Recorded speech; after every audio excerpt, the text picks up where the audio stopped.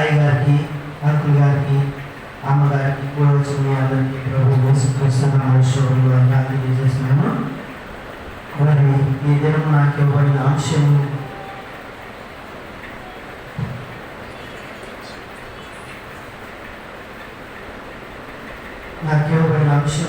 యేసు ఎదుట పాపాలను ఒప్పుకునేవారు క్షమించుట. ఈ అంశంలోకి వెళ్ళే ముందు ఒక చిన్న పాటలను ఆశపడుతున్నాను.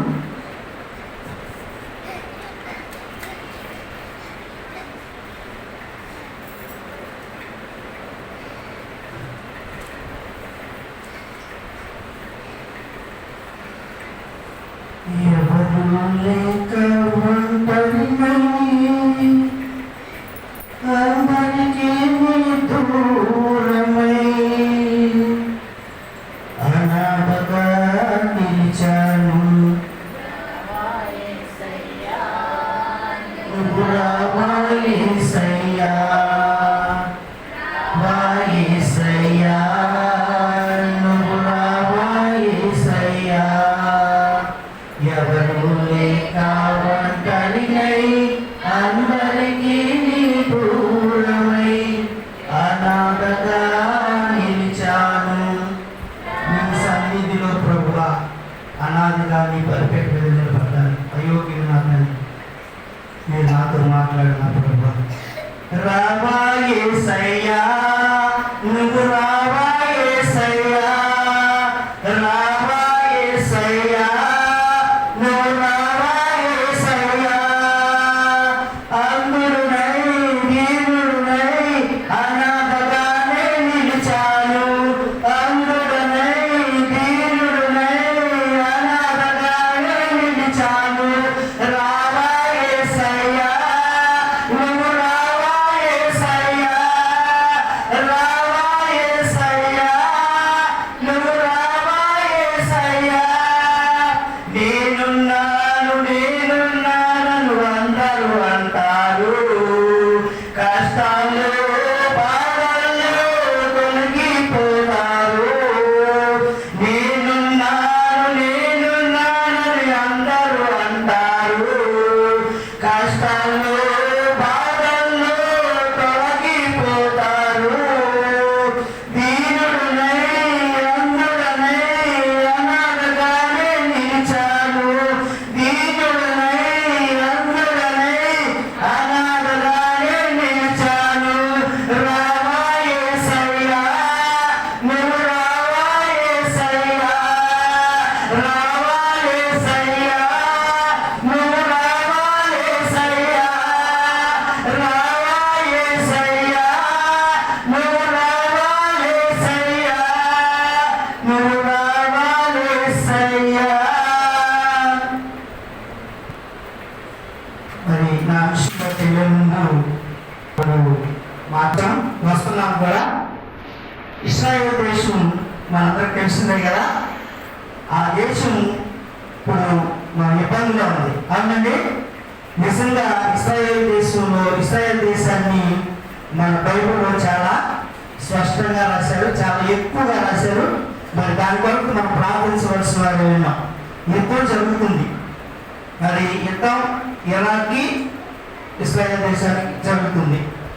అయితే ఈ ఇశ్రాయేల్ దేశం చాలా చిన్న దేశం అయినప్పటికీ కూడా దాని మీదకి వెళ్ళాలంటే భయపడుతున్నారు. కానీ చిన్న ఉదాహరణ చెప్తాను. నా మీదకి ఎవరైనా బయట రావచ్చు భయపడతారు. అవునండి, సొంత అయితే ఈజీగా వచ్చేస్తారు. ఇరాన్ దేశం మనకు సంబంధించిన దేశమే, అవునా కాదా? ఇరాన్ దేశం మరి ఇరాన్లో ఎవరున్నారండి? ఇరాన్లో ముస్లిమ్స్ ఎవరు? మనకు సంబంధించిన వాళ్ళే. మరి ముస్లిమ్స్ ఎవరి సంతానం? ఇస్మాయిల్ సంతానం. ఇస్మాయిల్ సంతానం అంటే ఎవరు పుట్టినవారు? ఆగరకు అబ్రహాం పుట్టినవారే. ఆగ సంగతి పక్కన పెడితే అబ్రహాం సంతానమే. మరి సొంత వారేగా. మరి సొంత వారు ఇస్రాయేల్ దేశం మీదకి ఎలా వస్తుందో చూస్తారా? బయట అక్కడికి రావాలంటే చాలా భయపడతారు. సొంత వారైతే ఈజీగా వస్తారు. అలాగే ఇప్పుడు ఇస్రాయేల్ దేశం మీదకి మరి ఇరాన్ ఎంతో ఇబ్బంది పెడుతుంది. యుద్ధం జరుగుతుంది. మరి ఈ ఈ యుద్ధం చూస్తుంటే మరి గవర్నమెంట్ వాళ్ళు కూడా ఏం చేయాలో తెలియక మరి ట్రంప్తో మన మోడీ గారు కూడా మాట్లాడినట్టు తెలుస్తూ ఉంది. యుద్ధం ఆపమని చెప్తున్నారు. ఆపకపోతే చాలా ఇది మూడో ప్రపంచ యుద్ధానికి దారితీసే సూచనలు చాలా దగ్గరగా ఉన్నాయంట. మరి దాని కొరకు మనం ఏం చేయాలి? ప్రార్థన చేయాల్సిన బాధ్యత మన మీద ఎంతగానో ఉంది. ఇశ్రాయేలు దేశం కొరకు ప్రార్థన చేయమని మరి బైబిల్లోనే ఉంది. అలాగే ఇప్పుడు మనకి అవసరం వచ్చేసింది. మరి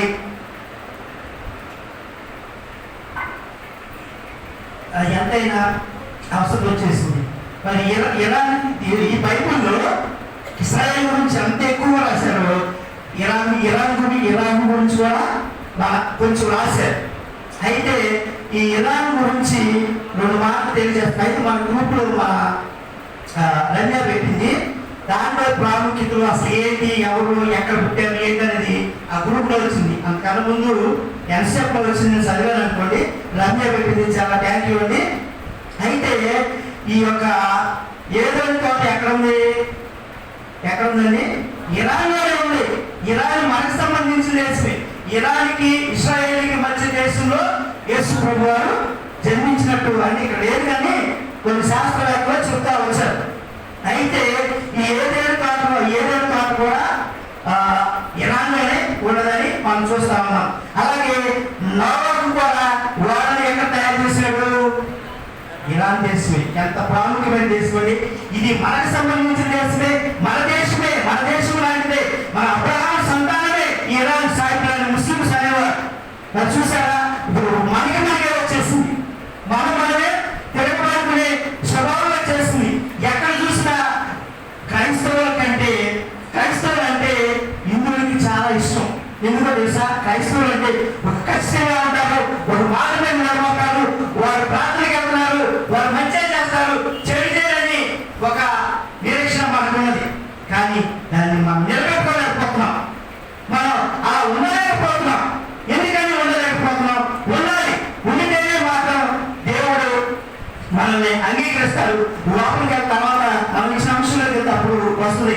మరి ఎందుకని ఉండలేకపోతున్నాం అంటే దేవుడు ఇక చూస్తున్నాడు. ఇక రాగని చూసిండు, ఆ దగ్గరలో పడిపోతాయని ఒక చూసిండు చేస్తున్నారు, తెలియజేస్తారు కొంతమంది. అయితే మరి ఈ ఇరాన్కి ఎంత ప్రాముఖ్యత ఉంది. ఎందుకంటే దేవుడు ప్రేమించాడు. మరి దేవుడు అబ్రహాం భార్య శారా గారండి. శారాని దేవుడు ఎంతగా ప్రేమించాడు, ఆదరణ కూడా అంతగానే ప్రేమించాలని మనం అనుకోవాలి. ఎందుకంటే దేవుడు అబ్రహాం అప్పచెప్పినప్పుడు శారాని ఎలాగా అప్పచెప్పాడు? ఈ అప్పచెప్పింది పేరు శారా అనుకోండి. కానీ దేవుడు చిత్తమైనది ఏమి జరగదు కనుక మరి ఆదరణ కూడా దేవుడు ప్రేమించే ఉంటారు. ప్రేమించకపోతే ఈ యొక్క ఈ ఇరాన్ని దేవుడు అంతగా ప్రేమించడు. ఎందుకంటే చాలా ఇరాన్ బాబేలు గోపురం ఉన్నది. తర్వాత అబ్రహాం కూడా ఆ దేశానికి సంబంధించిన వాడి. యాకోబు రాజుని కలుసుకున్నది కూడా ఇరాన్లోనే. తర్వాత బైబిల్లో చెప్పాను కదా, ఇశ్రాయేల్ దేశం గురించి ఎంత ఎక్కువగా రాశారు. 2వ స్థానంలో ఈ ఇరాన్కి ఇవ్వబడింది. అందుకని మనం ఏం చేయాలంటే ఇప్పుడు మనకే వివాదం వచ్చింది కనుక మనమే సరి చేసుకోవాలి. దేని ద్వారా మనం సరి చేసుకోవాలి అంటే ప్రార్థన ద్వారా సరి చేసుకోవాలి. మనం ఎంతైనా ప్రార్థన చేయవలసిన సమయం వచ్చేసింది. ఇక ప్రార్థనలో మనం ఎక్కువగా ఉండకపోతే మన పరిస్థితి మన గతి ఏమిటో ఇక అర్థం కాని పరిస్థితి. అది ఎక్కడ కాదండి? ఇశ్రాయేల్ దేశంలో కదా, ఇరాన్ కదా, మనకెందుకు, మనకు కరువు వస్తుందా, మనకి ఇబ్బంది ఏమి లేదు, మనం హ్యాపీగా ఉన్నాం కదా అని అనుకోవద్దు. మరి మన శాంతి వాక్యం చెప్తా ఒక మాట చెప్పింది. మీకు గుర్తుందా? ఆ యుద్ధం జరిగే సూచనల గురించి ఒక మాట చెప్పింది. మీకు ఎవరికైనా గుర్తుండే చెప్పండి. థ్యాంక్ యూ సిస్టర్ గారు. ఒక 8 సంవత్సరాల బాబు ఆకలి అనుమతిస్తున్నారంట. మరి చూసారా, అదే పరిస్థితి మనకు రావచ్చు. రాకముందే దేవుడు మనల్ని మన దేవుడు వెలుగై ఉన్నారు కనుక చీకటి ఆయనలో ఏ మాత్రం లేదు కనుక మనం వెలుగై ఉన్న దేవుడు వెలుగు ఉండగానే మనం సక్కన పెట్టుకుని మనం సిద్ధపడి ఉండాలి. సిద్ధపాటు లేకపోతే మూడో ప్రపంచ యుద్ధం వస్తే మన పరిస్థితి ఏంటి, మన గతి ఏంటి, మనం ఆలోచన చేసుకోవాలి. మరి గ్యాస్ వరకు వచ్చేసింది. గ్యాస్ లేక నేను మా అత్తగారిని కానీ తెప్పించాను. అది కూడా అయిపోయింది. ఏంటి మా పరిస్థితి? బంద్ అయిపోయింది అనుకోండి, మా పరిస్థితి పెట్రోల్ పెరుగుతుంది. మరి మన పంటలు పండాలంటే యూరియా కూడా అక్కడి రావాలి. మరి ఎన్ని దృష్టిలో పెట్టుకుని మనం చేయవలసిన పని ఏంటంటే ప్రార్థన చేయాలి, ఉపవాస ప్రార్థన చేయాలి. మామూలు ప్రార్థన కాదండి. ఉపవాసం సాధ్యమైతే ఉపవాసం ప్రార్థన చేయాలి. ఎందుకంటే ఉపవాస ప్రార్థనకి అసాధ్యమైనది ఏమి ఉండవు. మరి అన్ని సాధ్యమే కనుక మనం ఏం చేయాలంటే ప్రార్థన చేయవలసిన అవసరం ఉంటాయిగా.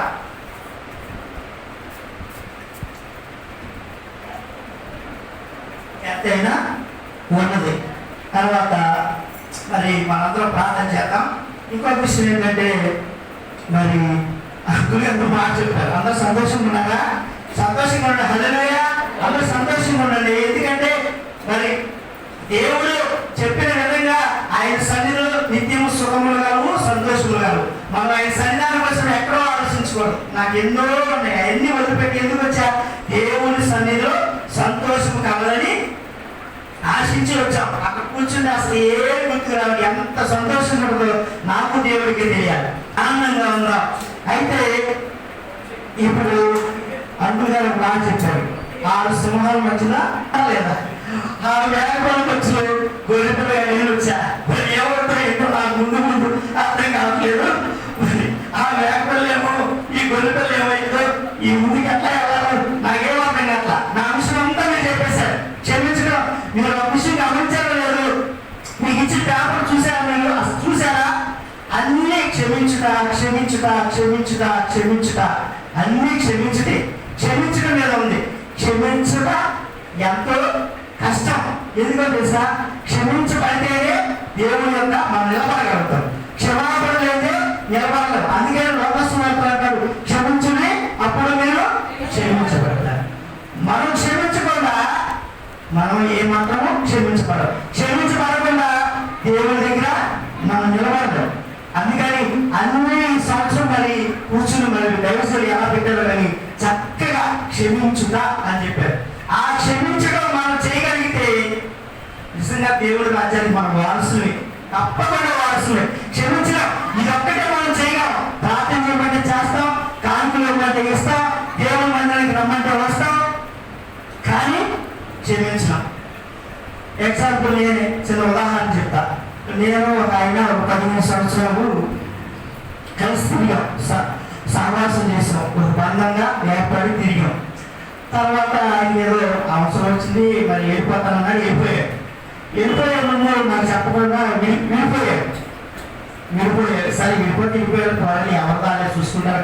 చిన్న ఉత్సాహం, చిన్న ఉదాహరణ ఎక్కువగా చెప్పట్లేదు, ఎందుకంటే టైం లేదు కనుక చిన్న ఉదాహరణ చెప్పి ముగించేస్తా. అయితే సరే ఏమైంది, వెళ్ళిపోయాడే కదా అనుకున్నాం. వెళ్ళిపోయిన తర్వాత కొన్నాళ్ళ తర్వాత ఆయనకు ఒక ఇబ్బంది కలిగిందండి. ఆయనకు ఒక ఇబ్బంది కలిగింది. అప్పుడు నేనేం చేయాలి? పాపం అయ్యో అలా లేదా అనుకున్నా. వారికి అలాగే జరగాలి, వారికి అలాగే జరగాలి. వారికి అలా జరిగింది అని అంటే నన్ను మోసం చేశాడు ఆయన. అందుకే అలా జరిగిందని చాలా మంది చెప్పాను. ఒక 10 మందికి చెప్పుకుంటా. ఆ పలానా వ్యక్తికి మీ దగ్గర ఉన్న ఇలా జరిగిందంట కదండి, నన్ను మోసం చేశాక అలా జరిగింది. నిజంగా క్షమించే క్షమాపణ మనలో ఉండాలి. నేను అలా అన్ని తర్వాత చాలా బాధపడ్డా. నిజంగా అన్ని మాటలు చెప్తాం, అంత చేస్తాం, మరి నేను అప్పుడు క్షమించలేకపోయిన తర్వాత చాలా పశ్చాత్తాపడ్డా. క్షమించే హృదయం క్రైస్తవులకి ముఖ్యంగా ఉండవలసింది క్షమించుట. క్షమించకుండా మనం దేవుడికి ఇష్టమై ఉండట అసాధ్యం. దేవుడికి సాధ్యమైనది ఏది లేదు కనుక దేవుడు మన పాపాన్ని ఎలా క్షమించాడో మనం తెలుసుకున్నాం. ఎవరెవరిని క్షమించాడో తెలుసుకుందాం. ఎలా క్షమించాడో తెలుసుకుందాం. పాత నిబంధనలో ఎవరు క్షమించాడు, కొత్త నిబంధనలో ఎవరు క్షమించాడు, ఎలా క్షమించాడు అనే అనే విషయాన్ని మనం తెలుసుకుందాం. తెలుసుకునే ముందు ఒక చిన్న ప్రార్థన చేసుకుందాం. పరిశుద్ధుడా పరిశుద్ధుడా పరిశుద్ధుడా ప్రేమగల తండ్రి, దయగల రక్షకుడా యేసయ్యా, నిన్న నేను నిరంతరం ఏకలితులను గొప్ప దేవుడుగా ఈ సాయంకాల సమయంలో నా ప్రభుత్వంలో మరి ఒకసారి నిలబడ్డాను తండ్రి. బలహీన నా తండ్రి, వెలువాడిని జ్ఞానం వెలువడి నా ప్రభు ఒక్క పని అయితే నాతో మాట్లాడిన తండ్రి యేసయ్యా. నా తండ్రి అయ్యా, అబ్బాయిని మాట్లాడుతున్నావు నా ప్రభు. మా భక్తి సరిపోదు, మా నీతి సరిపోదు అయినా క్షమించలేని హృదయం కలిగిన వారు నా ప్రభు. మీరు ఎలా అయితే క్షమించారు మేము కూడా అలా క్షమించబడటానికి నాయన క్షమించు అనే అంశం మీద నా తండ్రి కొద్ది నిమిషాలు నాయన మీరు వచ్చి మాట్లాడండి అయినా. మీరు మాట్లాడకపోతే నేను మాట్లాడను అయినా, నా శక్తి సరిపోదు నా ప్రభు. నీ శక్తితో నింపిన ఆయన కొద్ది నిమిషాలు మంచి మాటలు మంచి పలుకులు మీరు వచ్చి పలికి మీ నామానికి మీరు మాత్రమే మళ్ళీ తెచ్చుకోమని యేసుక్రీస్తు నామములో అడిగి వేడుకుంటున్నాను తండ్రి. ఆమేన్. ఇంకో విషయం చెప్పడం మర్చిపోయారండి, వేరే టాపిక్లోకి వెళ్ళిపోయా. మరి మీరందరూ చక్కగా బోధించారు. ఒక నిమిషంలో చెప్పిన అంశంలోకి వెళ్ళిపోతా. మీరు ఇప్పుడు బోధించిన వాళ్ళందరూ ఎలా బోధించారంటే విరామం లేకుండా బోధించారు. అవునా కదా? చాలా చక్కగా బోధించారు. వారు వారి స్తోమత కన్నా ఎక్కువగా బోధించారు. ఎందుకంటే ఎంత తాపత్రయపడ్డారో, ఎన్నిసార్లు చదివారో చక్కగా వివరించారు. చాలా బాగా వివరించారు. అయితే మీరు అలా వివరించినందుకు అంకుల్ గారు మిమ్మల్ని ఏమి విడిచిపెట్టలేదు. మీ అందరికీ ఒక బహుమానం అయితే ఇవ్వాలని ఇష్టపడ్డారు. అది పెద్దలతో మాట్లాడి అంకుల్ గారు దాన్ని ఏర్పాటు చేస్తారు. అయితే మరి నేను ఒక విషయం చెప్పాలని ఆశపడుతున్నాను. మరి శాంతి బోధించిన దాని మీద ఏమని బోధించింది అని ఎవరైనా చెప్పగలరా? ఆ అంశం మాట్లాడేటప్పుడు ఆమె ఒక మాట చెప్పింది, క్షమించే దాని మీద గురించి మాట్లాడుతూ చెప్పింది. చెప్పండి, ఏమైనా గుర్తుందా? అదేంటండి, మనం క్షమించాలి కదా. ఎన్నిసార్లు క్షమించాలి? ఎన్నిసార్లు? 70 సార్లు. మన ఆయుష్ 70, అధిక బలం అయితే 80 సంవత్సరాలు. కానీ మన జీవితం కాలం క్షమిస్తానే ఉన్నారు. 70 సార్లు, 7 మార్లు కాదు, 70 సార్లు క్షమించాలని, 77 సార్లు క్షమించాలని బైబిల్లో ఉన్నది. మరి అలా క్షమించగలుగుతున్నామా? క్షమించలేకపోతున్నాం. తర్వాత ప్రేమల సిస్టర్ గారు ఒక మాట చక్కగా బోధించుకుంటా వచ్చారు. ఎలా బోధించుకుంటా వచ్చారంటే, ఇప్పుడు నేను ఉన్నాను అనుకోండి, నేను బోధించినప్పుడు కొంచెం బయటకు వెళ్తా ఉంటా, ఉపమాన రీతిగా చెప్పుకుంటా వెళ్తా. ఒక్కొక్కరు ఒక్కొక్క రీతిగా బోధిస్తూ ఉంటారు. మీ శక్తి కలది, మీ స్తోమత కలగది, మీ శక్తి కలగది మీరు బోధిస్తూ ఉంటారు. అయితే నేను ఎక్కువగా వాక్యాలు వింటా ఉంటా, కానీ యేసన్ గారు ఉన్నారంటే ఆయన ఎక్కువగా ఉపమాన రీతిలోనే బోధిస్తూ ఉంటారు. ఎవరైనా కాదండి, ఎందుకంటే చదువు లేని వాళ్ళు ఉంటారు కదండి, విద్య లేని వాళ్ళు ఉంటారు కదా, వాళ్ళకి అర్థం అవ్వాలంటే యేసుక్రీస్తు ప్రభువే ఉపమాన రీతిలో చెప్పాడు. అంటే ఉపమానం అంటే అర్థమయ్యే రీతిలో చెప్పుకుందాన్నే ఉపమానం అంటారు. ఉపమానం అనగా అర్థమయ్యే రీతిలో చెప్పుకుంటా వెళ్తారు. యేసన్ గారు అంటే చక్కగా ఉపమాన రీతిలో బోధిస్తారు. చక్కగా నవ్వుకుంటూ, చక్కగా అందరూ నవ్వించుకుంటూ చెప్తా ఉంటారు. ఇంకొకరు చెప్తా ఉంటే సీరియస్ గా చెప్తారు. చక్కగా వాక్యం నుంచి బయటకు వెళ్తారు. అవునా కదా? వాక్యం ఆ బైబిల్ని తప్ప వేరే సబ్జెక్ట్ లోకి వెళ్ళరు. ఒక్కొక్కరికి ఒక్కొక్క తలం ఇస్తా ఉంటాడు దేవుడు. ఉపమాన రీతిలో చెప్పడం తప్పేం కాదు, దేవుడే ఉపమాన రీతిలో చెప్పాడు. అయితే మనందరం బోధించుకుంటా వచ్చి కొన్ని సబ్జెక్టులు ఉపమాన రీతిలో చెప్పుకుంటా వెళ్ళాం. అయితే నేను బాగా గమనించాను, మీరు చెప్పేదాన్ని ఉంటా నేను మరి ఎనకుండా కూర్చున్నాను అనుకుంటానేమో, కానీ ఎవరు ఏం చెప్తున్నారా అని ఖచ్చితంగా ఇంత ఒక మాటనే గుర్తుపెట్టుకుంటా. మరి సిస్టర్ ప్రేమేణ గారు చెప్పింది మీరు ఏమన్నా చెప్పగలరా? చెప్పండి, గుర్తులేదనుకుంటా. పాపాత్మురాలైన స్త్రీ గురించి చెప్పారు. అవునా కదా? కరెక్టేనా? మరి ఆమె ఎంతగా దేవుణ్ణి ప్రేమించిందండి, ఎంతగా ప్రేమిస్తేనే ఆమె క్షమించబడిందండి. ఇప్పుడు మనిషికి జుట్టు చాలా ప్రాముఖ్యం. మనం జుట్టు లేకుండా ఎవరికాలు ఊహించుకోండి ఒకసారి. ఇది లేకుండా ఎవరికాలు ఊహించుకుంటే ఎలా ఉంటుంది మన పరిస్థితి? నో, ఇది చాలా విలువైంది. అందుకే దీనికోసం ఎంతైనా ఖర్చు పెడతా ఉంటారు, లిక్విడ్ పెడతా ఉంటారు, రంగులు వేస్తూ ఉంటారు. అవునే కాదండి, ఇది నా సొంత మాట కాదు, నిజమండి. ఇది ఇదంతా కోడి ముందు నిలిచినట్టుంది. ఎలా ఉంటుంది చెప్పండి, అవునా కాదా? కొంచెం అందరికరంగా ఉంటాం, కానీ ఇది చక్కగా నల్లగా కొంచెం ఎక్కువగా ఉంటే అందంగా ఉంటాం. అలాంటి అందమైన చుట్టూని ఎవరి కొరకు సమర్పించింది స్త్రీ? నిజంగా మనం శ్రేష్టమైన దేవునికి ఇస్తామండి, ఇస్తున్నామా? ఆ స్త్రీ ఇచ్చిందండి, పాపాత్ముడైన స్త్రీ ఇచ్చిందండి. మనం ఎప్పుడైనా ఏముంది గొప్ప? అసలు గొప్ప ఏం లేదు. ఆ పాపాత్ముడైన స్త్రీ యొక్క గొప్ప ఉందండి.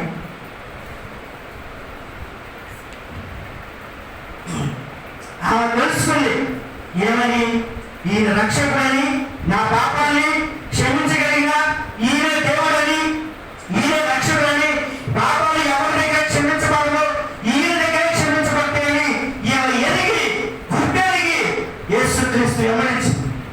వెనక నుండి వెళ్ళి ఆ విలువైన హస్తపుట్టుతో అది పాదాలు కట్టి, చూసారా విలువైనది. అసలు ఎంత విలువైనదండి ఈ పాపాత్మురాలు. ఇక నా పాపాలు ఎవరో క్షమించరు, ఈయన తప్ప క్షమించరు, ఈయన దాటి వెళ్ళిపోతాడేమో అని కంగారు ఆదుర్త. మరి మనం మందిరానికి వచ్చేటప్పుడు ఆదుర్త మనకు ఉందండి. 10:30 గంటలకు మైకు ఉంటే 12 గంటలు అంటే ఎవరు ఉద్దేశించి చెప్పలేదండు, ఏమనుకోవాలి, సారీ అండు, మీ అందరికన్నా చిన్నవాడిని, మీ తమ్ముడు లాంటి వాడిని, మీ బిడ్డ లాంటి వాడిని. ఎందుకంటే ఇది అవసరమైన సబ్జెక్ట్. ఎందుకంటే మనం ఆలస్యం చేస్తే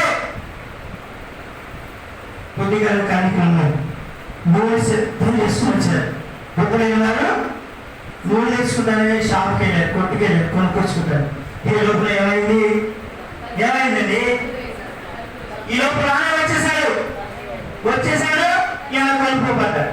మరి అలాగే ఒకవేళ దేవుడు రాగా వచ్చేస్తే నువ్వు వెనక నిదానంగా వస్తే ఈ లోపల దేవుడు ఈ మందిరం ఉన్నామని ఎత్తబడిపోతే ఎత్తికెళ్ళిపోతే దేవుడు తీసుకెళ్ళిపోతే నీ పరిస్థితి ఏమిటి? నువ్వు ఎడబడితే ఏమిటి గతి? నీ గతి ఏమిటి? నీ స్థితి ఏమిటి? నీ పరిస్థితి ఏమిటి? అందుకని ఒక భక్తుడు ఒక మాట రాశాడు, వడగండ్లు కురిసే రోజు భూమి సగం కాలే రోజు. వడగండ్లు కురిసే రోజు, భూమి సగం కాలే రోజు. ఆ రోజున మనం ఉండేవాడు ఎత్తబడాలి.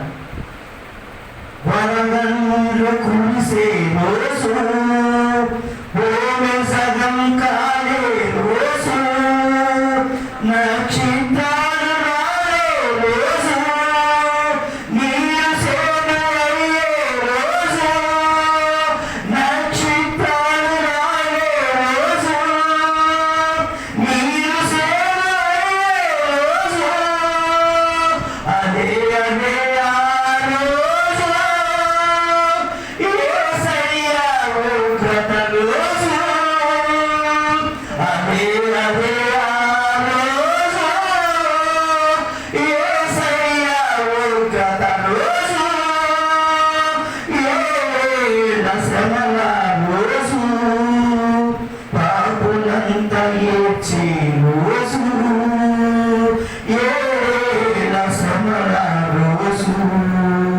పాపులంతా ఏడ్చే రోజు. పాపులంతా ఏడ్చే రోజులో ఉంటామా? దేవుడికి రాకడలో శిక్షపడి ఎత్తుపడే గుంపులో ఉంటామా?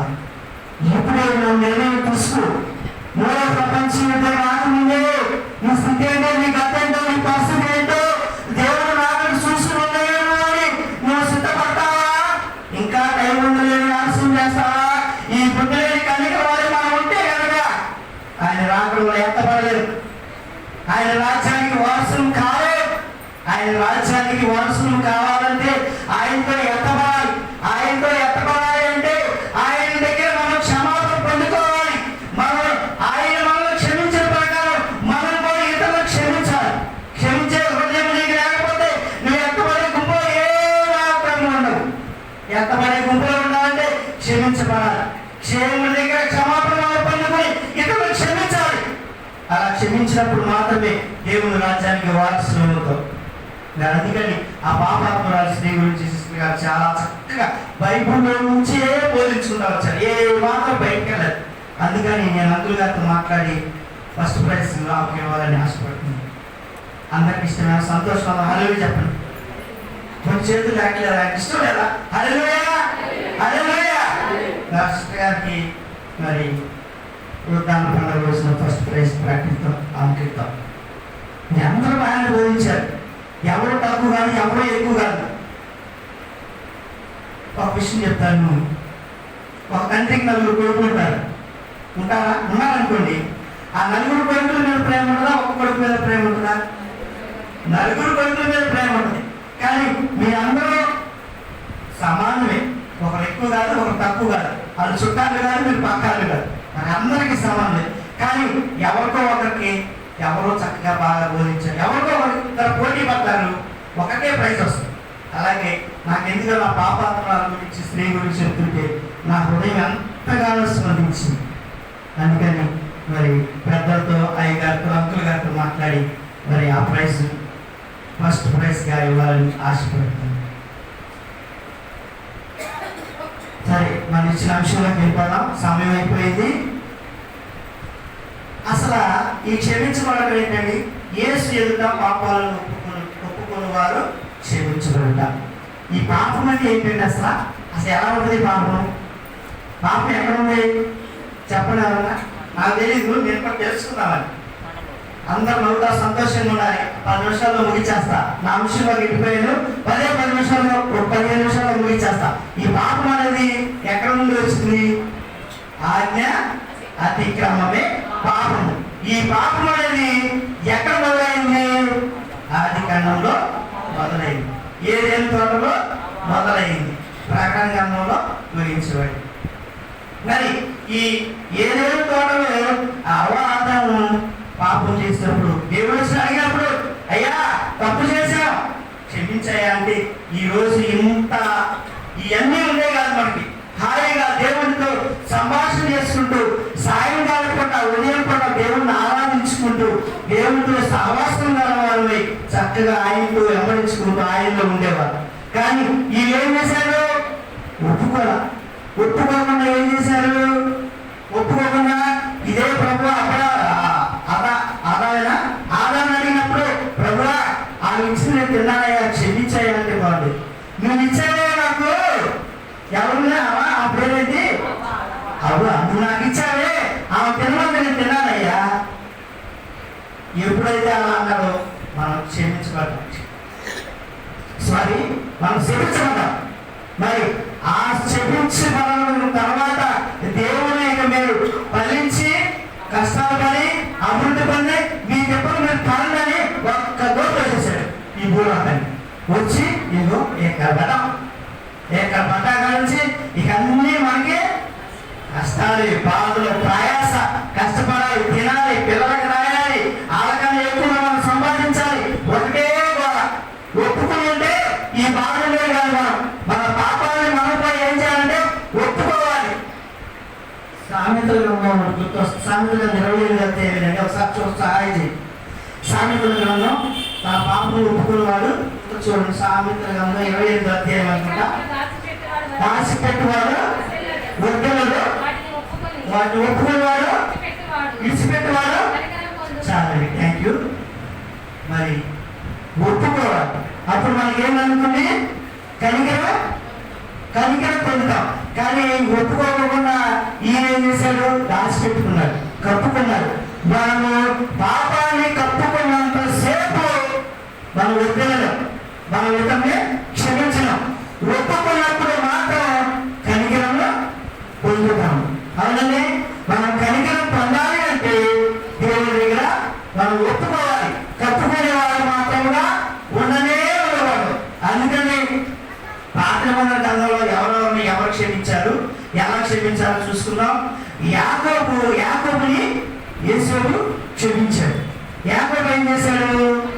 అతను రావాల్సిన దీవులని తండ్రి దగ్గర నుంచి ఈయన పొందుకున్నాడు. యేసుకు రావాల్సిన ఆశీర్వాదాలన్నీ యాకోబు కొట్టేశాడు. దాని దేశత్వాన్ని కూడా తీసేసుకున్నాడు. అయినా సరే ఈయన యేసు ఏం చేశాడు? క్షమించాడా, నిందించాడా? యాకోబుని యేసు క్షమించాడండి. ఆయన వారసత్వం, జ్యేష్ఠత్వం తీసుకున్నా సరే, ఆయనకు రావాల్సిన ఆశీర్వాదాలు ఈ తీసుకున్నా సరే యేసు క్షమించాడు.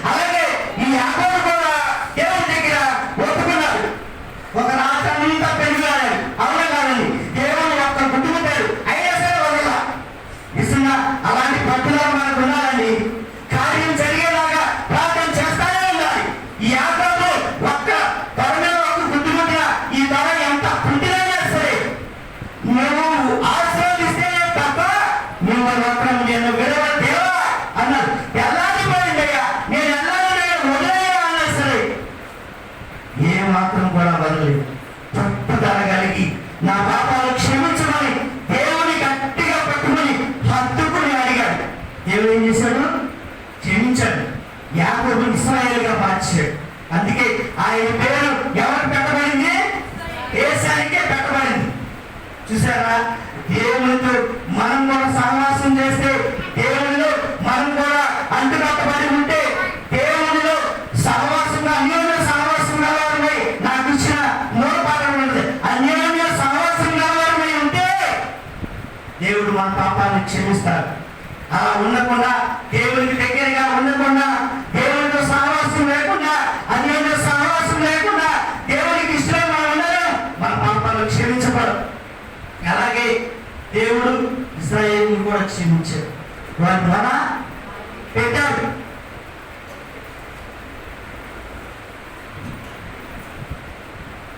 ఇశ్రాయేలు ఏం చేశారండి? దేవునికి మొరపెట్టారు.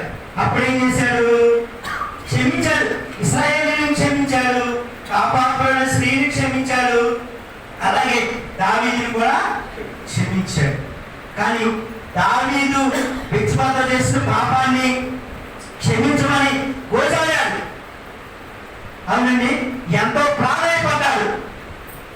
దేవుడు ఏం చేశాడు? క్షమించాడు. దేవుడి దగ్గర దావీదు క్షమాపణ పొందుకొని క్షమించమని ఎవరు క్షమించాడు బైబిల్లో? చెప్పండి. సౌలు. థ్యాంక్ యూ అండి. సౌలు క్షమించాడు. మనం కూడా క్షమించబడి ఇతరులని క్షమించాలి. ఇతరులు క్షమించే స్వభావం మనకు లేకపోతే, ఇప్పుడు నేను చెప్పాను కదా, మనం క్రైస్తవులు అంటే నిరీక్షణ ఉండాలని, క్రైస్తవులు అంటే క్షమాపణ కలిగి ఉండాలని, క్షమించే వారిగా ఉండాలని, ప్రార్థించే వారిగా ఉండాలని, ఇతరులకు మాదిరిగా ఉండాలని, దేవునికి ప్రేమించే వారిగా ఉండాలని, దేవునికి విధేయతగా ఉండాలని. క్రైస్తవులు అంటే అలా విధేయతగా ఉండాలి. అలాగే మరి ఇశ్రాయేలుని క్షమించాడు, పాపలు మరి కోరా కుమారుడు శుద్ధి చేసుకున్న వాళ్ళు క్షమించాడు, గత పాపాలను క్షమించాడు. అందరినీ క్షమించుకుంటా వచ్చారు. ఇక కొత్త నిబంధనలోకి వస్తే కొంతమంది ఉన్నారు, వారిని ఎలా క్షమించారో చూద్దాం. అయితే ఇక పాపాత్ముడైన స్త్రీ చెప్పారు కదా, తర్వాత యేసును బట్టి అపరాధములు క్షమించుట. ఇక్కడ తర్వాత తప్పుపోయిన కుమారుని గురించి తెలుసుకున్నాం, చక్కగా బోధించారు మరి సిస్టర్ గారు, నర్సక్క గారు, అందరూ బట్టి వందనాలు. అలాగే నా అంశంలోకి వెళ్ళే ముందు ఒక్క విషయం గుర్తు చేసి నా అంశంలోకి వెళ్తాను. అలాగే తిరుగుబాటు చేసిన వారిని క్షమించుట. తిరుగుబాటు చేసింది ఎవరండి? ఇశ్రాయేలు మళ్ళీ క్షమించబడ్డారు, వాళ్ళు దేవునితో తిరుగుబాటు చేశారు. ఆ తిరుగుబాటు ఏంటండి? తిరుగుబాటు అంటే ఏం చెప్పండి? తిరుగుబాటు అంటే వారు ప్రయాణమై వెళ్తున్న సమయంలో వాళ్ళ దగ్గర ఉన్న బంగారం అంతా తీసుకుని ఒక విగ్రహం తయారు చేశారు. అవునండి, విగ్రహం తయారు చేశారు, కరెక్టేనా? మరి ఆ విగ్రహం తయారు చేసి దానికి మొక్కారు. దాని తిరుగుబాటు కిందే వస్తుంది. దేవుడు పిలుచుకొచ్చాడు, విగ్రహం చేసుకునే వాళ్ళకి తీసుకొచ్చాడు, మోషాలు పంపించాడు, ఎన్నో అద్భుత కార్యాలు చేశాడు. ఇవన్నీ మర్చిపోయి ఒక కొద్ది లేట్ అయ్యేసరికి వారిని దేవుడిని మరి దేవుడి మీద తిరుగుబాటు చేశారు. అలాగే యేసు ఎదుట పాపాలు ఒప్పుకుంటా. సరే, ఇవన్నీ సమయం లేదు కనుక నా విషయంలోకి వెళ్ళిపోదాం. సరే చూడండి, మొదటి యోహాను పత్రిక 1వ అధ్యాయము 5వ వచనం నుంచి కొంచెం చదువు సహాయం చేయండి. మేము ఆయన వలన విని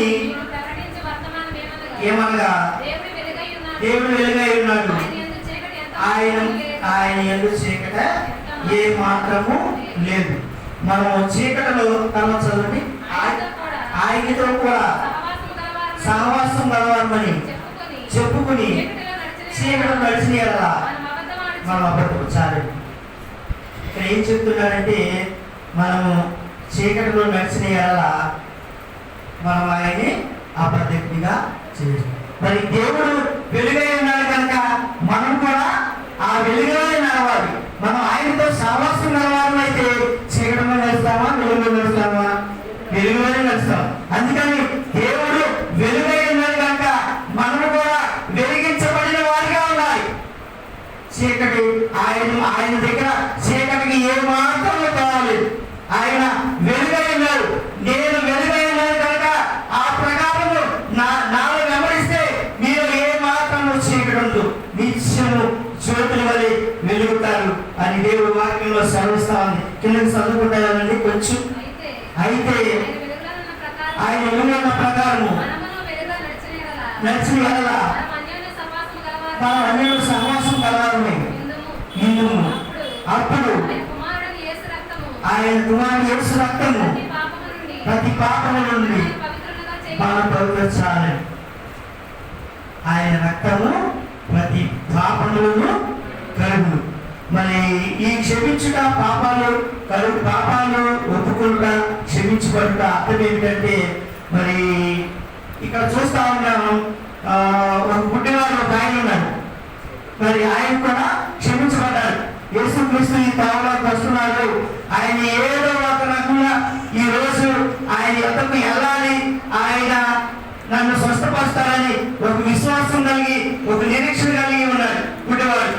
మరి ఆ తావలో ఆయన ఎలా తెలిసినాయి అంటే, యేసు ప్రభువు సంచారం చేస్తున్నప్పుడు ఆయన వెనక అనేకమైన జనంలో వెళ్తా ఉంది. ఆ శబ్దానికి ఈ గుడ్డవాడు గుర్తుపట్టాడు. ఇక నానే వస్తున్నారు యేసు ప్రభు అని. ఖచ్చితంగా యేసు క్రీస్తు ప్రభు ఆయన మాట వినపడే దగ్గరికి వచ్చేసరికి ఆయనకి ఎలా అర్థమైందో, దావీదు కుమారుడా నన్ను కరుణించు అని కేక వేశాడు. కేక వేసినప్పుడు యేసుక్రీస్తు ప్రభు విన్నాడు. విని కూడా మళ్ళీ ఇంకా పిలుస్తాడేమని ఈ విశ్వాసం ఎంత గొప్పదని ఈ నిరీక్షించి అలాగే వెళ్ళిపోతా ఉన్నారు. ఈ గుడివాడు ఏం చేశాడు, ఇంకా దగ్గరగా దావీదు కుమారుడా నన్ను కరుణించుము, దావీదు కుమారుడా నన్ను కరుణించుమని కేకలు వేశాడు. కేకలు వేసినప్పుడు వెళ్ళి పిలుచుకురండి అన్నాడు. తీసుకొచ్చాడు. గుడ్డవాడిని చూపించాడు. ఆయన పాపాలు క్షమించబడ్డాయి. క్షమించబడబట్టే కదా ఆయన విశ్వాసం చూసి దేవుడు ఆయన క్షమించాడు. విశ్వాసం లేకుండా ఇందాక చెప్పుకున్నా కదా, విశ్వాసం లేకుండా దేవుడికి ఇష్టమై ఉండట అసాధ్యము, దేవుడి బిడ్డగా ఉండటం అసాధ్యం. కనుక ఈ దేవుడి గుడ్డవాడు ఏం చూశాడు అంటే, ఒక విశ్వాసం చూశాడు, ఒక నిరీక్షణ చూశాడు.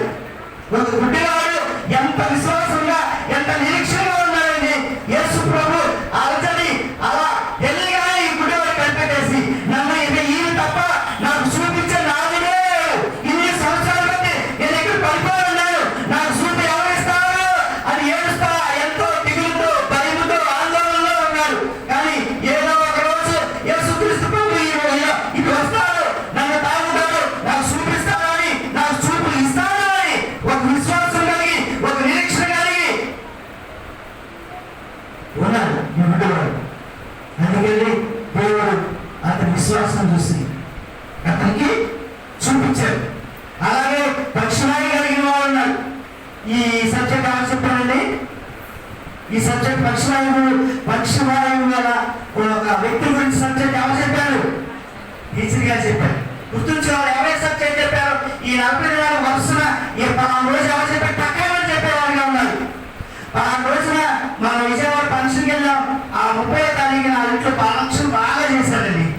భోజనం 10 పెట్టారు కదా, రోహిణి అని పెట్టారు. అయ్యట్టు గుర్తుంది. కానీ 10వ తారీఖు ఎవరు చెప్పారా అంటే పొరపడుకున్నాను. నేను కూడా అనుకోండి, మిమ్మల్ని నేనే అనుకుంటా. ఆ బతుపడులో ఫస్ట్ వాడిని నేనే. కానీ మనం గుర్తుంచుకోవాల్సింది అయ్యగారండి. విజయవాడలో ఏం జరిగింది, హైదరాబాద్లో ఏం జరిగింది, ఎక్కడ ఏం జరుగుతుంది అవన్నీ మనకి ఎందుకండి? ఇది ఉంటే చాలు మనకి. ఈ వాక్యం అనేది ఈ హృదయం ఉంటే చాలు, నీకే కొద్దిగా ఉండదు. ఆకాశ పక్షి చూడ యుద్ధము కోయము ఆయన పోషించిన దేవుడు. కానీ ఏ రోజు దేవుడు ఎవరికి ఎట్లా ఇవ్వాలి ఆయనకి తెలుసు.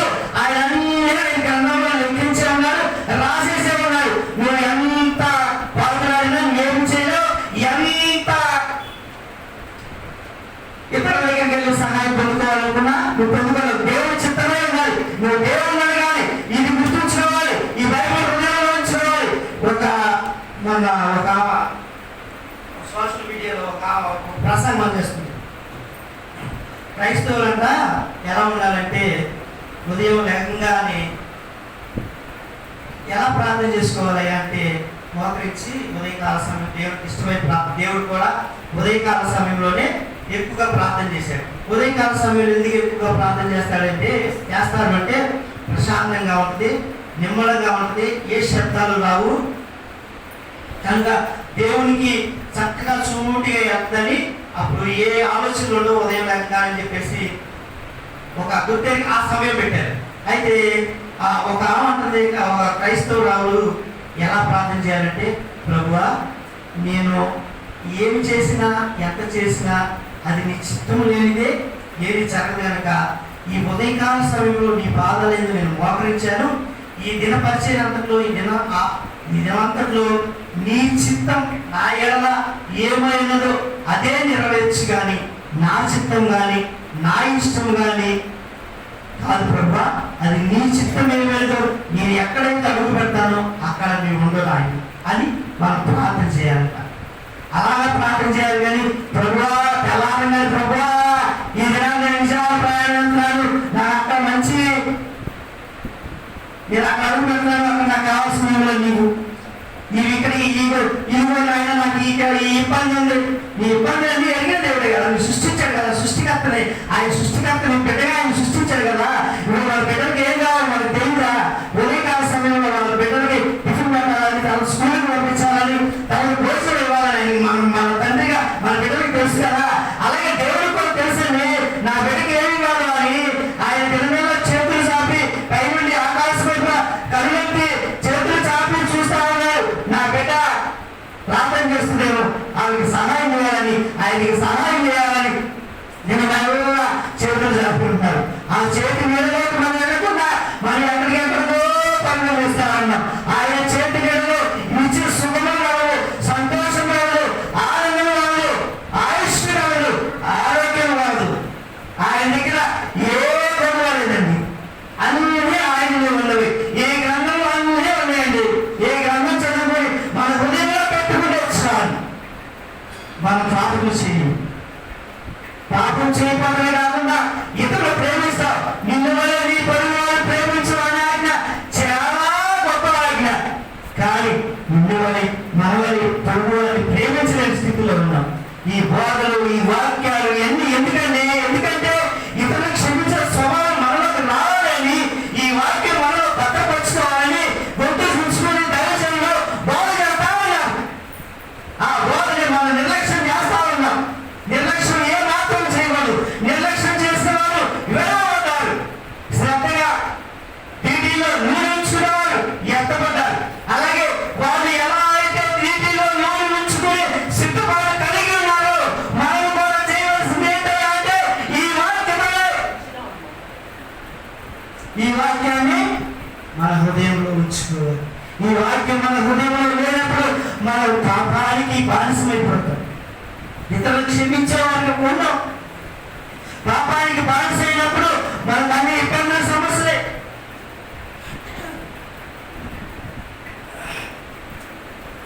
దాంట్లో ప్రసంగం విన్నామండి, అవునా? ఒక పట్టుబడిన స్త్రీని తీసుకొచ్చి నిలబెట్టారు యేసుక్రీస్తు ప్రభువు.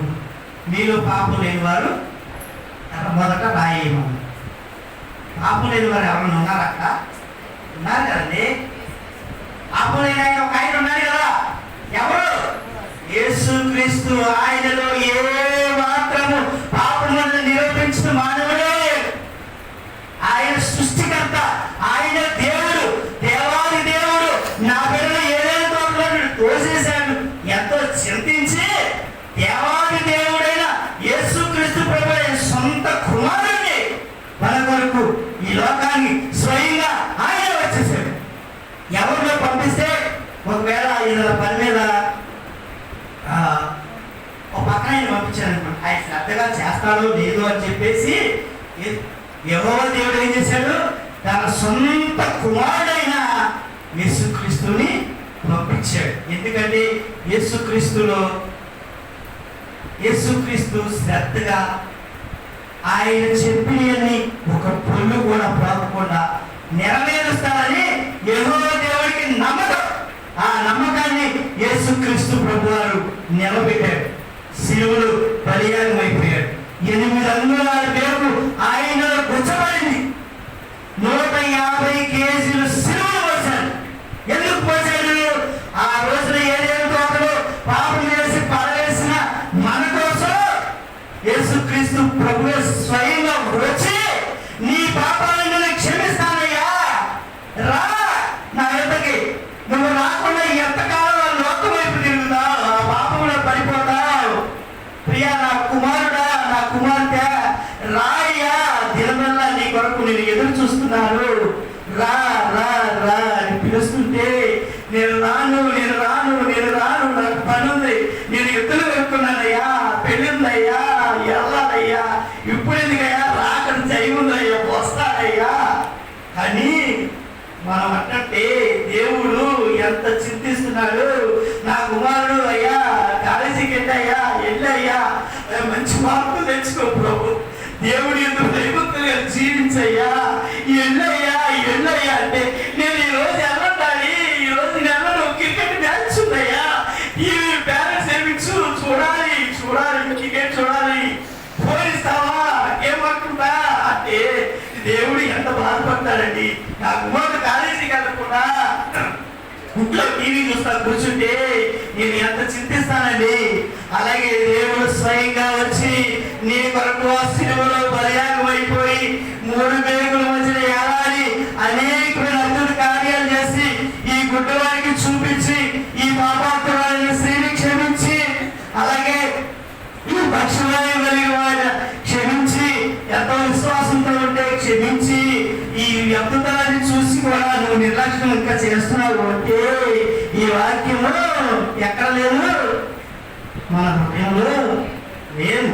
ఈ వాక్యం అనేది మన హృదయంలో ఉంటే ముగిచేస్తా, ఈ వాక్యం అనేది మన హృదయంలో ఉంటే ఆయనతో మనం నేను సహవాసం చేయగ చదవండి. నాకు ఇచ్చిన అంశంలో ఉంటుంది చూడండి, మూల పాఠంలో ఉంటుంది చూడండి, ఆయనతో మనము అన్యోన్య సహవాసం గలవాళ్ళై ఉందుము, అప్పుడు ఆయన కుమారుని యేసు రక్తము ప్రతి పాపం నుండి మనం పవిత్రులుగా చేయి. అప్పుడు ఏం చేస్తుందంటే మనము ఆయనతో అన్యోన్య సహవాసం కలవాలపై ఆయనతో మనం ఏం చేయాలంటే ప్రతిరోజు సహవాసం చేయాలి. ఏదో తోటలో దేవుడు ఎవరితో సహవాసం చేశాడు, అలా మొత్తం సాయంత్రం పూట చల్లపూట వచ్చి ఏం చేశాడు, సహవాసం చేశాడు, చక్కగా సంభాషణ చేశాడు, ముచ్చటించాడు. అలాగే యేసుక్రీస్తు ప్రభు వారు కూడా అన్యోన్య సహవాసం కలవారు, మీ పాపాలను క్షమిస్తాను. ఆయనలో మనం ఎవరితో సహవాసం కలిగి ఉండాలి, దేవునితో సహవాసం కలిగి ఉండాలి. అప్పుడు మాత్రమే మన పాపాలు విడిపించబడతాయి, అప్పుడు మాత్రమే మనం క్షమించబడతాం. అంతేగాని మన పాపాలు క్షమించబడకుండా దేవుని దగ్గరికి రాకుండా ఈ వాక్యాన్ని మన హృదయంలో ఉంచుకోకుండా ఈ వాక్యాన్ని పక్కన పెడితే అప్పుడు మన స్థితి ఏంటి, మన గత ఏంటి అసలు ఒకసారి ఆలోచించుకోవాలి. మనం అలాంటి స్థితిలో ఉండకూడదని చెప్పి ఈ రాత్రికాల సమయంలో ఇలాంటి కూడికలు, ఇలాంటి మండల కాల ధ్యానాలు, వాక్యాలు బోధించడం ఎవరు మీ అందరికీ మనందరికీ ఎందుకు ఇస్తున్నారంటే ఎవరు నోటిలో ఏ మాట ఉంచాడో దేవుడు అది బయలుపరుస్తాడు. ఒక్కొక్కరు చెప్పిన మాట తగులుతూ ఉంటుంది. ఆ మాట తగిలినప్పుడు ఆ హృదయం బద్దలైపోతుంది, మారిపోతారు, మారు మనసు వస్తుంది, దేవునికి దగ్గరగా జీవిస్తారు, దేవునితో సహవాసం చేస్తారు, దేవుని ఆశీర్వాదాలు పొందుకుంటారు, ఇతరులకు సాక్షులుగా ఉంటారు. క్రైస్తవులు అంటే ఒకరిని క్రైస్తవులని నిరూపిస్తారు.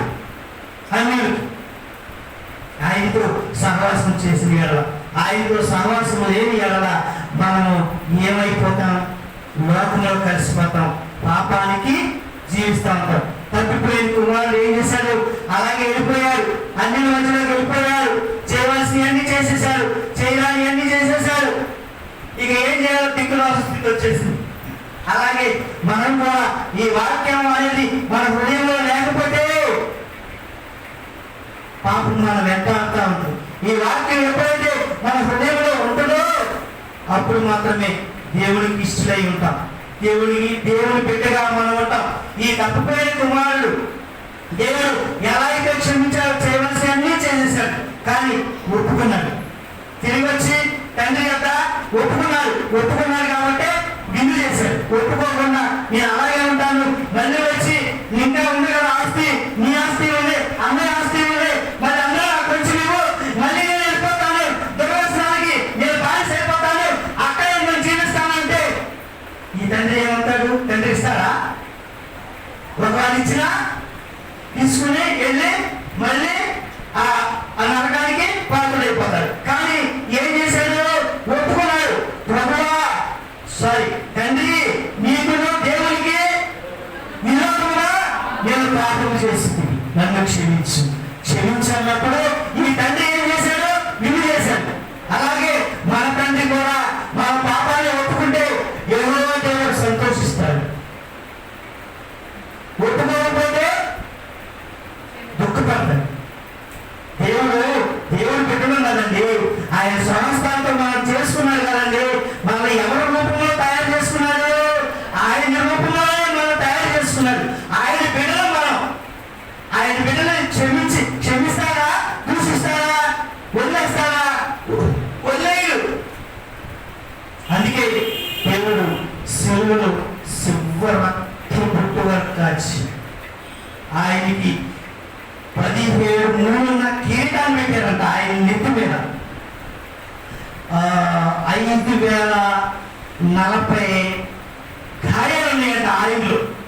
ఆయనకి అందులో ఒక 150 ఒక ఎన్నో లోతైన గాయాలు ఉన్నాయంట. చూసారా?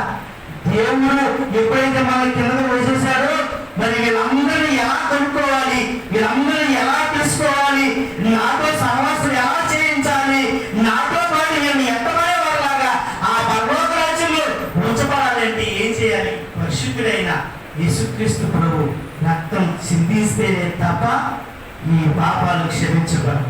ఈ పాపాలు క్షమించాలంటే మానవులు క్షమించరండి. ఈ పాపాలు ఎవరన్నా క్షమించారా? మానవుల పాపాలు క్షమించగలరండి? ఎవరు క్షమించలేదు. దేవుడు మాత్రమే పాపాలను క్షమించగలరు. అందుకని ఈ ఎవరు ఒక ఆమె అంటారు కదా, ఈ అనుకుంటా ఉంటారు కదా, శాస్త్రులు పరిచయులు వీళ్ళంతా అనుకుంటా ఉంటారు కదా, ఏమని పాపాలను క్షమించబడాలి అంటారు. దేవుడికే తప్ప అధికారం వీరికి ఎక్కడి నుంచి వచ్చింది? ఈ దేవుడి కుమారుడని వీరు ఎరగక తెలియక అంటున్నారు. కానీ ఈ దేవాది కుమారుడని తెలుసుకుని ఆయన మన కొరకు శిలువలో రక్తం చిందించాడని ఆయన మనం అంగీకరిస్తేనే తప్ప మన పాపాలు క్షమించబడవు. మన పాపాలు ఒప్పుకోకుండా మనం ఎంత ప్రార్థన చేసినా ఒక ఇద్దరు ఉన్నారండి. ఎవరంటే సుంకరి పరిస్థితి. వాళ్ళు ప్రార్థన చేస్తారంటారు, ప్రభువా యేసయ్యా నీకు నేను అందించాను, దశమభాగం ఇచ్చానయ్యా, క్రమం తప్పకుండా మందిరానికి వస్తున్నానయ్యా, పాట పాడుతున్నానయ్యా, వాక్యం చదువుతున్నాను ప్రభువా. ఇంకొక ఆయన ఏమని ప్రార్థన చేశాడు? పాపినైన నన్ను కరుణించు, నీ మందిరం గుమ్మం తాగట కూడా అర్హత లేని పాపినయ్యా, యేసయ్యా నన్ను క్షమించు, నన్ను క్షమించిన ప్రభువా అని 2 చేతులు ఎత్తి ఆ దేవాలయం వైపు చూసి ప్రార్థన చేస్తున్నాం. మనం ఏ ప్రార్థన చేద్దాం? ఎలా చేద్దాం? ఈ సుంకర వల్ల చేద్దామా లేక పరిశీలి వల్ల చేద్దామా? సుంకరి ప్రార్థన దేవుడు ఆలకించే. మన ప్రార్థన కూడా మనం ఆలకించాలంటే మనం తగ్గించుకోవాలి. దేవుడికి విధేయత కలిగి ఉండాలి. మన పాపాలు క్షమించాలంటే దేవుని వాక్యం మనలో ఉండాలి. దేవుని వాక్యం మనలో లేకుండా దేవునికి ఇష్టమై ఉండట అసాధ్యము. అలాగే మనలోకి పాపం వచ్చేస్తుంది. మనలోకి పాపం రాకుండా ఉండాలి అంటే ఈ పరిశుద్ధ గ్రంథం మనం చదవాలి. ఈ గ్రంథంలో ఏమేమి రాస్తున్నాయో తెలుసండి? నాకు తెలియలేదు, చదువుతున్నాను, అర్థం కావట్లేదు. కానీ అసలు నాకు ఇచ్చిన అంశం ఎన్నిసార్లు చదివాను తెలుసా? చాలాసార్లు చదివా. కానీ ఒకటే నాకు అర్థమైంది. మీరు చదివారు కదా, దేవునితో సహవాసం కలిగి ఉండాలి. దేవునితో సహవాసం కలిగి ఉంటే మనకి పాపము అంటది, మనలోనికి పాపము రాదు. వాక్యం మనలో ఉంటే మనకు పాపము రాదు, మనం పాపము చేయము, దేవుడిని అంగీకరిస్తాం. అందుకని మనం చేయవలసింది ఏంటంటే ప్రార్థన చేయాలి. ఎలా చేయాలి? సుంకరి ప్రార్థన చేయాలి. అలా ప్రార్థన చేసిన రోజు దేవుడు మనల్ని క్షమిస్తాడు. క్షమిస్తే మనం క్షమించబడతాం. దావీదు క్షమించబడ్డాడు, దేవునితో సౌలును క్షమించాడు. యాకోబు యేసేపు దగ్గర క్షమించాడు, దేవుడు కూడా యాకోబు క్షమించబడ్డాడు. మరి మనం కూడా క్షమించబడాలి ఏంటి, పాపము చేయకుండా ఉండాలి ఏంటి, మనం కూడా క్షమించే వారిగా ఉండాలి. మనం క్షమించే వారిగా ఉంటేనే దేవుడు మన పాపాలు క్షమిస్తాడు, మన పరిశుద్ధులుగా చేస్తాడు, ఆయన బిడ్డలుగా మనల్ని ఎన్నుకుంటమే కాకుండా ఆయన నిత్య రాజ్యానికి మన వారసులుగా ఉంచుతాడు. అలాంటి వారసులుగా మనం ఉండాలి అంటే దేవునితో భయభక్తులుగా జీవించాలి. అలాంటి కృప దేవుడు అందరికీ అనుగ్రహించుగాక. ఆమేన్.